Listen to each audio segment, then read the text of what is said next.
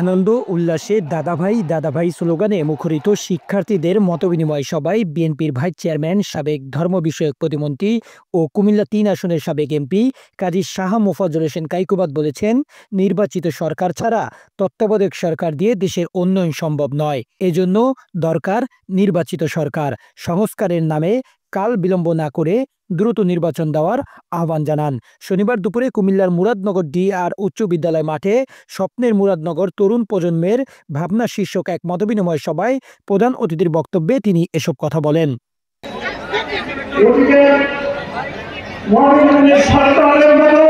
আগামীর দেশ গঠনে সবাইকে ঐক্যবদ্ধ ভূমিকা পালনের আহ্বান জানিয়ে কাজী শাহ মোফাজ্জল হোসেন কায়কোবাদ বলেন, আওয়ামী লীগকে আর বাংলার জমিনে ক্ষমতায় আসতে দেওয়া হবে না।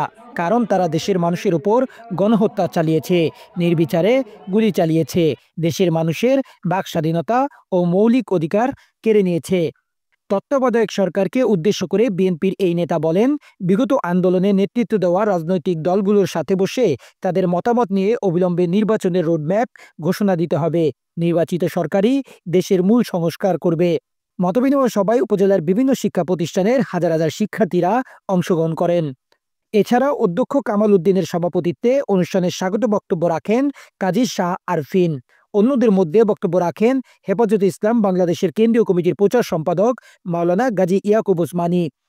কায়কোবাদের ছোট ভাই কাজী শাহ জুন্নুন বসরি, হেফাজতে ইসলামে বাংলাদেশের মুরাদনগর উপজেলার নায়েবে আমির হাফেজ মাওলানা আমিনুল ইসলাম, উপজেলা মাধ্যমিক শিক্ষক সমিতির সভাপতি তাজুল ইসলাম, রাজশাহী বিশ্ববিদ্যালয়ের শিক্ষার্থী রোমান আহমেদ বাদন, নবিয়াবাদ মাদ্রাসার শিক্ষার্থী জাহিদ হাসান সহ আরও অনেকে। সোহাগ খান, দৈনিক ইনকিলাব, নিউজ ডেস্ক।